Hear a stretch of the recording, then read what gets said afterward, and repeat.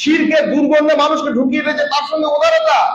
সালাত নবী সাল্লাল্লাহু আলাইহি ওয়াসাল্লাম শিখিয়ে গেছেন যেভাবে, তার উল্টো পদ্ধতিতে করেছে, তার সঙ্গে উদারতা। এই নোংরা নাপাক কথা আমার মুখে কে ডেকে নিয়ে এলো? নবী মুহাম্মদ রাসূলুল্লাহ সাল্লাল্লাহু আলাইহি ওয়াসাল্লাম আল্লাহর আসমানি কিতাব তাওরাত উচ্চারণ করছেন ওমর রাদিয়াল্লাহু তাআলা আনহু। ওমর রাসূলুল্লাহ সাল্লাল্লাহু আলাইহি ওয়াসাল্লামের মুখ রক্তবর্ণ। আবু বকর বলে, এই ওমর, তুমি দেখতে পাচ্ছ না রাসূলের মুখ কেমন? ইয়া রাসূলুল্লাহ, আপনার মুখশ্রী এরকম কেন হয়েছে?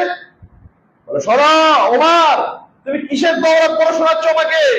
যদি মুসাও আসে আমার যুগে, মুসাকেও আমার উপরে ঈমান এনে তাকে থাকতে হবে।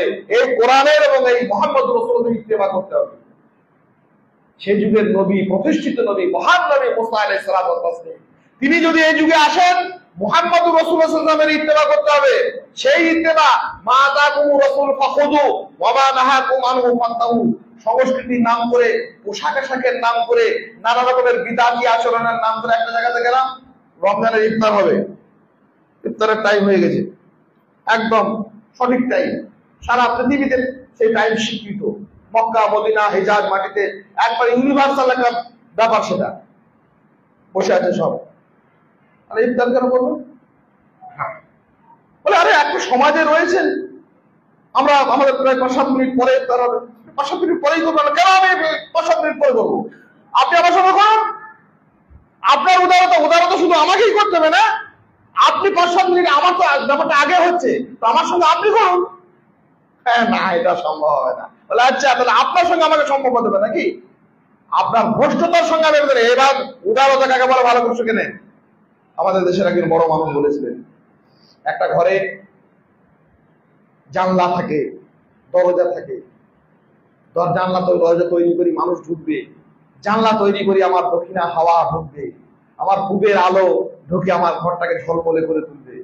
আলো আসার জন্য আমি জানালা করেছি, বাতাস ঢোকার জন্য আমি দুদিকের দক্ষিণা দুয়ার, দক্ষিণা জানলা খুলে রেখেছি। এর নাম উদারতা। আর যখন কালবৈশাখী ঝড় এসেছে, প্রবল ঝটিকায় যখন ধুলো বালি নোংরা আবর্জনা ঢুকে চলেছে, তখন সেই সশব্দে সবার মুখের উপরে সেই জানলাকে আমি বন্ধ করে দিয়েছি। এটা আমার গুরুত্বপূর্ণ দায়িত্বশীলতা।